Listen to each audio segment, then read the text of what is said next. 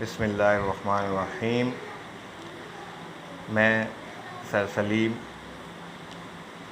आज आपकी हम नई क्लास शुरू करते हैं। Gaba science for class 8 stage 3।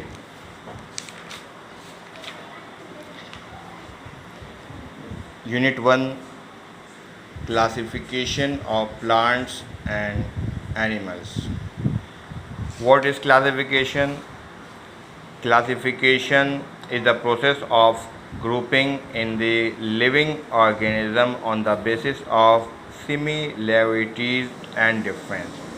यानी जानदारों में खुसूसियात की सिमिलरिटीज़ और फ़र्क डिफरेंस की बुनियाद पर ग्रुपिंग करने के अमल को क्लासिफिकेशन कहते हैं। यानी शॉर्टकट जानदारों में जो दर्जा बंदी की जाती है या ग्रुपिंग की जाती है, इसे हम क्लासिफिकेशन कहते हैं।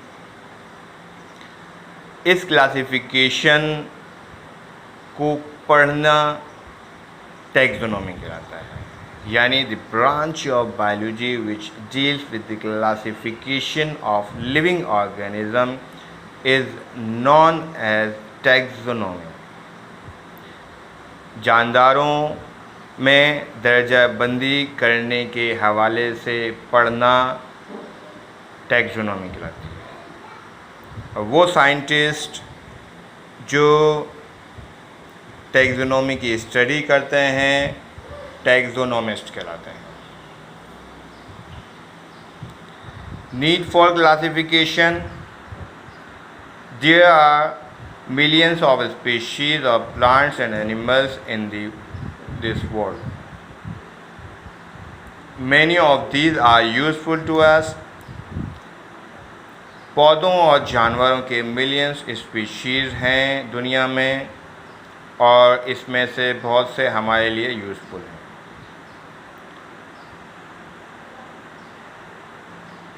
We need to study these in detail in order to use them more efficiently for our needs।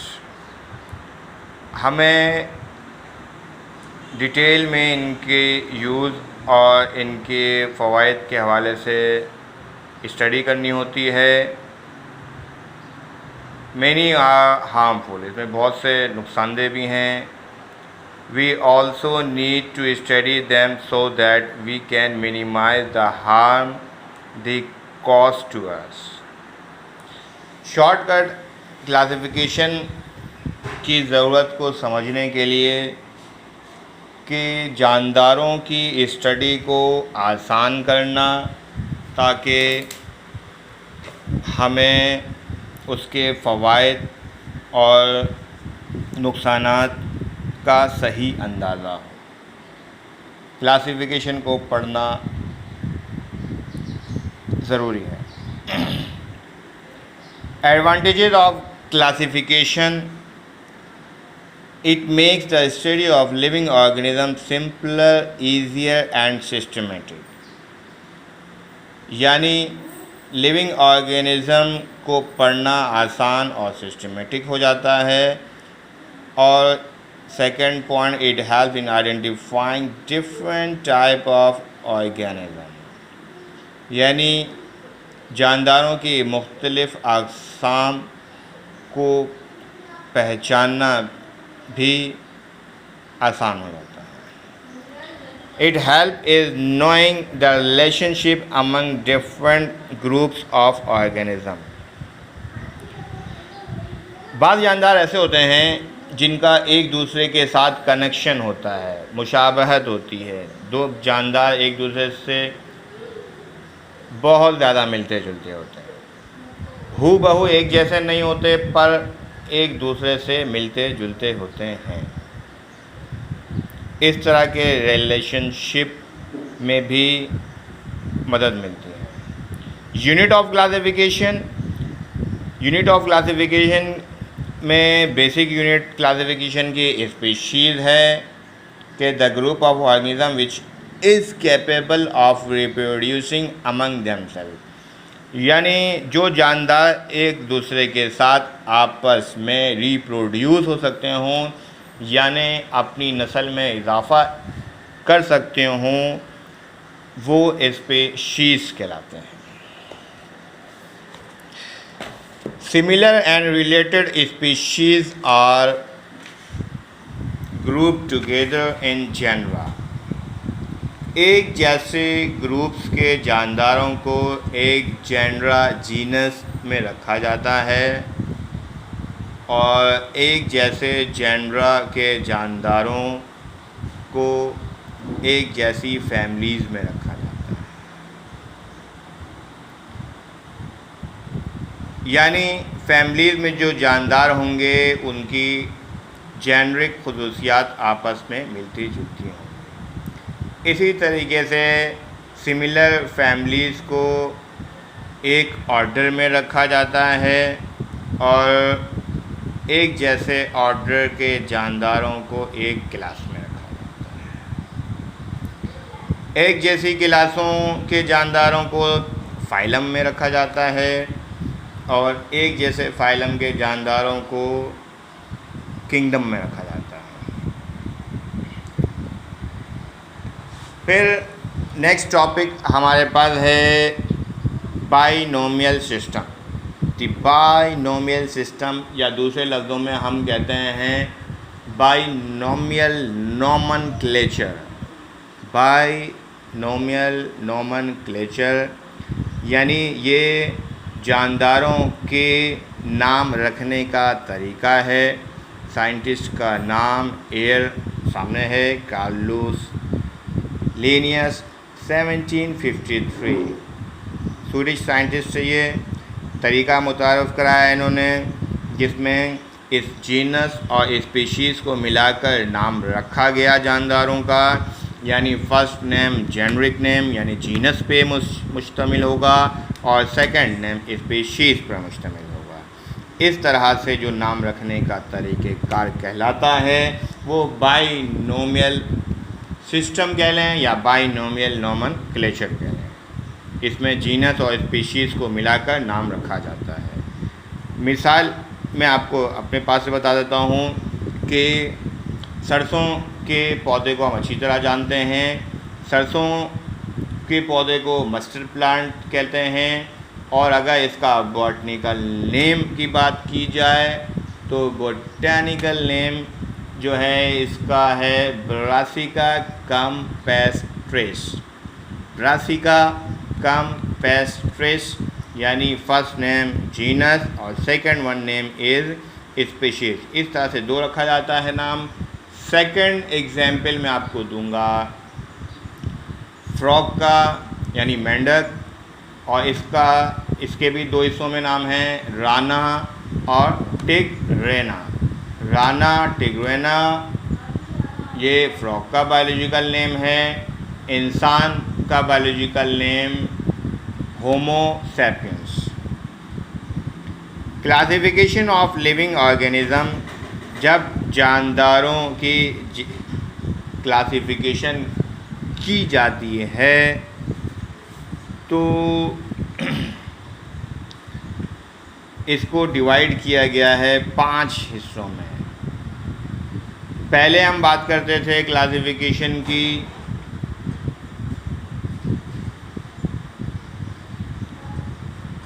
जिसमें 2 हिस्सों में कन्वर्ट किया था, प्लांट और एनिमल्स में। लेकिन आजकल मोनेरा, प्रोटिस्टा, फंजाई, प्लांट्स और एनिमल। मोनेरा, प्रोटिस्टा, फंजाई और एनिमल। मोनेरा के हवाले से टेबल 1.1 में डिटेल है, आप भी पढ़िएगा, मैं भी मुख्तसरन पढ़ाने की कोशिश करता हूँ कम वक्त में। मोनेरा में सेल वॉल प्रेजेंट होता है। सेल वॉल क्या है कि प्लांट सेल के अंदर बाहर की तरफ जो वॉल होती है उसे सेल वॉल कहते हैं। ये मोनेरा में प्रेजेंट होती है और इसमें न्यूक्लियस नहीं पाया जाता। यानी ऐसे जानदार जिनमें न्यूक्लियस एब्सेंट हो उसे प्रोकैरियोट्स कहते हैं। वो जानदार जिनका न्यूक्लियस एब्सेंट हो वो प्रोकैरियोट्स कहलाता है। वो जानदार जिसमें न्यूक्लियस प्रेजेंट हो वो यूकैरियोट्स कहलाता है। ये आपको सेकंड वन नज़र आ रहा होगा, यूकैरियोट्स। तो इसमें जो है न्यूक्लियस प्रेजेंट होता है। माइटोकॉन्ड्रिया की बात करते हैं। सेल के अंदर ख़ास तरह के ऑर्गेनेलीज होते हैं जिसको हम नाम देते हैं माइटोकॉन्ड्रिया। वो एब्सेंट होते हैं मोनेरा में। क्लोरोप्लास्ट, बाज़ पौधे ऐसे होते हैं जो सब्ज़ होते हैं, इनके सेल में सब्ज़ रंग का ग्रीन पिगमेंट पाया जाता है जिसे क्लोरोप्लास्ट कहते हैं। मोनेरा के अंदर सेल वॉल सिर्फ पाया जाता है, बाकी न्यूक्लियस, माइटोकॉन्ड्रिया और क्लोरोप्लास्ट एब्सेंट होते हैं। सेकंड है प्रोटोडिस्टा। इसमें सेल वॉल एब्सेंट है, यूकैरियोटिक हैं और माइटोकॉन्ड्रिया प्रेजेंट हैं और इनमें से कुछ जानदारों में क्लोरोप्लास्ट पाया जाता है। फंजाई में सेल वॉल प्रेजेंट है, यूकैरियोटिक हैं और माइटोकॉन्ड्रिया एब्सेंट है और क्लोरोप्लास्ट भी एब्सेंट है। प्लांटी की बात करते हैं, यानी प्लांटी प्लांट्स को कहते हैं और प्रेजेंट होता है सेल वॉल, यूकैरियोटिक होते हैं, माइटोकॉन्ड्रिया और क्लोरोप्लास्ट दोनों पाए जाते हैं। एनिमल्स में सेल वॉल एब्सेंट है, बाकी सारी चीज़ें इसमें प्रेजेंट होती हैं एक्सेप्ट क्लोरोप्लास्ट के। सबसे पहले मोनेरा यानी बैक्टीरिया। बैक्टीरिया यूनिसेलुलर ऑर्गेनिजम्स हैं जो कि यूनिसेलुलर ऐसे जानदार जिसमें जो एक सेल पर मुश्तमिल हो, जिनको देखने के लिए माइक्रोस्कोप का इस्तेमाल किया जाए, वो यूनिसेलुलर कहलाते हैं। डीएनए पाया जाता है इनके अंदर। बैक्टीरिया के हवाले से एक दो बातें मैं और बताता चलूँ इसके अलावा, क्योंकि इस पर बड़ा मुख्तसर लिखा हुआ है। बैक्टीरिया ऐसे जानदार हैं जो हमें बीमारी भी फैलाते हैं और हमारे लिए फ़ायदेमंद भी हैं। फ़ायदेमंद इस लिहाज से कि एंटीबायोटिक अद्वियात में भी इस्तेमाल करते हैं इन्हें हम, और दूध से दही कन्वर्ट करने में भी इस्तेमाल करते हैं। बाकी हार्मफुल के हवाले से, नुकसानदेह के हवाले से ये मुख्तलिफ़ तरह की बीमारियां जैसे टाइफॉइड है, ट्यूबरक्लोसिस टीबी की बीमारी है, तो इस तरह की बहुत सी बीमारियां हैं जो ये पैदा करते हैं। नेक्स्ट है हमारे पास प्रोटिस्टा, जिसके अंदर the unicellular organism of this kingdom have cell organelles, mitochondria and chloroplast, यानी माइटोकॉन्ड्रिया और क्लोरोप्लास्ट पाए जा सकते हैं। DNA is packed into DNA membrane, और इसमें मिसाल दे रहे हैं ये अमीबा की। अमीबा यूनिसेलुलर प्लांट है जो पानी में यानी आबी होता है और छोटे छोटे फूड पार्टिकल्स को अपनी ग़िज़ा के तौर पर इस्तेमाल करता है। फिंगर लाइक प्रोजेक्शन इसमें नज़र आ रहे हैं, ये सूडोपोडिया कहलाता है, इसकी मदद से ये हरकत करता है।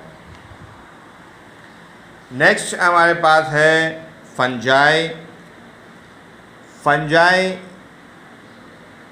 Previously fungi included into plant kingdom पे हम इसको करते थे, but now due to the fact that they are not related to any of the photosynthetic group, यानी फंजाई के अंदर चूँकि क्लोरोप्लास्ट नहीं पाया जाता और जिस जानदारों के अंदर क्लोरोप्लास्ट नहीं होता, they cannot manufacture their own food, अपनी खुराक तैयार नहीं कर सकते।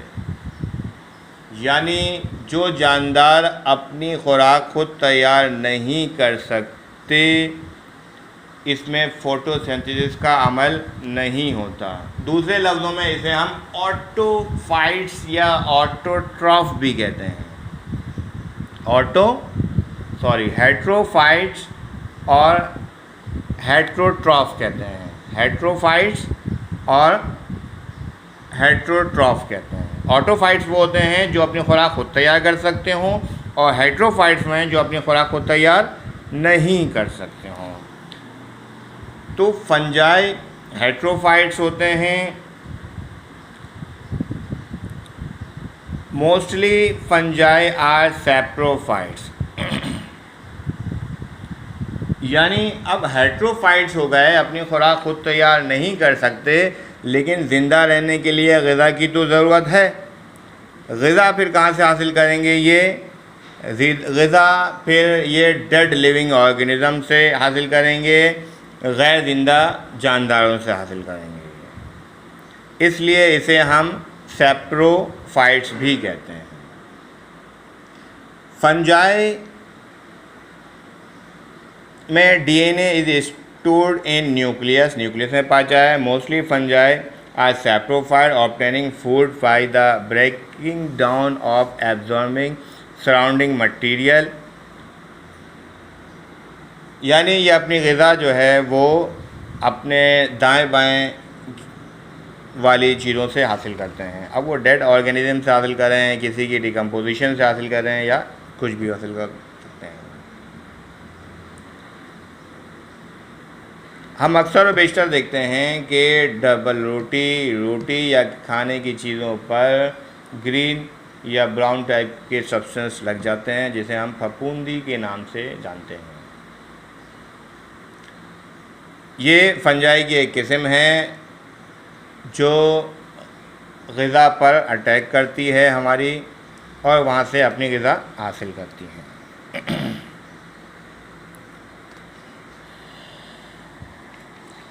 नेक्स्ट टॉपिक हमारे पास है difference between plant and animal.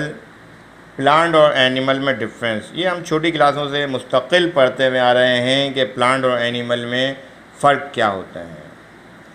पहला फ़र्क है न्यूट्रिशन।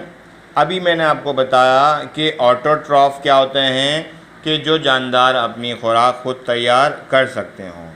यानी कि प्लांट्स अपनी ग़िज़ा खुद तैयार कर सकते हों, इसलिए ऑटोट्रॉफिक, ऑटोफाइट्स या ऑटोट्रॉफ कहते हैं। नेक्स्ट ब्रांच है, नेक्स्ट हमारे पास है एनिमल में न्यूट्रिशन। एनिमल हेट्रोट्रॉफिक होते हैं, यानी ये अपनी खुराक खुद तैयार नहीं कर सकते, तो किसी दूसरे ज़राए से अपनी खुराक हासिल करते हैं। लोकोमोशन नक़लो हरकत या नक़ल मकानी कि हम जानवरों में तो देखते हैं कि जानवर अपनी ग़िज़ा हासिल करने के लिए, अपनी दुश्मन से बचाव के लिए, अपनी बका के लिए एक जगह से दूसरी जगह हरकत करते हैं। ये जानदार बआसानी हरकत करते हैं, लेकिन जानदारों की दूसरी किस्म जिसे हम पौधा कहते हैं, इसमें हरकत या लोकोमोशन वैसा नज़र नहीं आता। पौधे या दरख्त मुस्तकिल बुनियादों पर अपनी जगह पर फिक्स रहते हैं, लेकिन इसमें हरकत बहुत स्लो है। दो तरह की हरकत मैं आपको बताऊं कि एक पौधा जो है ज़मीन की कशिश की तरफ हरकत करता है, और दूसरा जो है वो ज़मीन की कशिश के साथ साथ सूरज की रोशनी की तरफ भी हरकत करता है। ज़मीन की कशिश की तरफ जो हरकत कर रहा है वो जियोट्रॉपिक मूवमेंट कहलाता है, और जो सूरज की रोशनी की तरफ हरकत कर रहा है वो फोटोट्रॉपिक मूवमेंट कहलाता है। इसके अलावा कुछ जो यूनिसेलुलर ऑर्गेनिज़म हैं लाइक क्लेमेटोमोनास, वॉलवॉक्स, इस तरह के जानदारों में भी हरकत होती है, तो टैक्टिक मूवमेंट कहलाती है। और इस तरह के जानदार यानी क्लेमेडोमोनास वो पौधे होते हैं जो एक जगह से दूसरी जगह बाकायदा तौर पर हरकत करते नज़र आते हैं, लेकिन ये हरकत सिर्फ़ और सिर्फ ख़ास तरह के पौधों में होती है, यानी यूनिसेलुलर ऑर्गेनिज्म के अंदर। नेक्स्ट टॉपिक है ग्रोथ। ग्रोथ नशोनुमा को कहते हैं। Increasing in shape and increasing in size of living organism is called growth, यानी शेप और साइज़ में बढ़ने का अमल ग्रोथ कहलाता है। पौधे सारी ज़िंदगी बढ़ते रहते हैं और जब तक हयात होती है दरख्तों में, पौधों में नशोनुमा का अमल चलता रहता है। In animals growth occur uniformly throughout the body. Animals में भी ग्रोथ होती है, लेकिन एक ख़ास वक्त के बाद जो है उस ग्रोथ का स्टॉप हो जाता है, लेकिन दूसरी तरह की सेल्स बनने का और अदर एक्टिविटीज़ ग्रोथ के हवाले से वो चलती है। नेक्स्ट है रिप्रोडक्शन। रिप्रोडक्शन हम कहते हैं ability to produce new young ones is called reproduction, यानी अपने जैसे जानदार पैदा करने का अमल या बनाने का अमल क्या कहलाता है? रिप्रोडक्शन, अमले तौलीद। Plant reproduce by producing seeds, spores and in some cases by body part, यानी पौधों के अंदर जो रिप्रोडक्शन का अमल होता है वो या तो बीज के ज़रिए होता है या स्पोर्स के ज़रिए होता है या बॉडी पार्ट्स के ज़रिए होता है। बीज के ज़रिए तो आपने आम मिसाल देखी होगी, किसी के पौधे का फ्रूट जब आप खा लेते हैं, खाने के बाद उसकी सीड को कचरे में फेंकने के बजाय किसी ज़मीन में या गमले में आप लगा दें तो कुछ दिनों के बाद आपको क्या नज़र आता है? एक अदद पौधा निकल जाता है नन्हा। दूसरा तरीक़ेकार है जो माइक्रोस्कोपिक ऑर्गेनिज़म होते हैं, जैसे मैंने अभी आपको मिसाल दी थी राइजोपस की। राइजोपस माइक्रो ऑर्गेनिज़म है, इसके अंदर जो एग्स होते हैं, ना नज़र आने वाले एग्स, उसे हम क्या कहते हैं? स्पोर्स कहते हैं। ठीक, ये स्पोर्स किसी जगह भी किसी फूड पार्टिकल पे किसी जानदार पे जाकर बैठते हैं, वहाँ पर ग़िज़ा हासिल करते हैं और अपने जैसे जानदार बनाते हैं। तीसरी मिसाल है हमारे पास बॉडी पार्ट वाली, यानी पौधों में आपने देखा होगा कि पौधों में किसी भी पौधे की शाख को काट कर कलम बनाकर जब ज़मीन में दबा दिया जाता है और फेवरेबल कंडीशन अवेलेबल हों तो क्या होता है कि उससे भी एक प्लांट वजूद में आ जाता है। लिहाजा सीड, स्पोर्स और बॉडी पार्ट के ज़रिए पौधों के अंदर रिप्रोडक्शन का अमल होता है। एनिमल्स के अंदर रिप्रोड्यूस बाय लेइंग एग और giving birth to the babies, यानी जानवरों के अंदर दो तरह की रिप्रोडक्शन पॉसिबल है।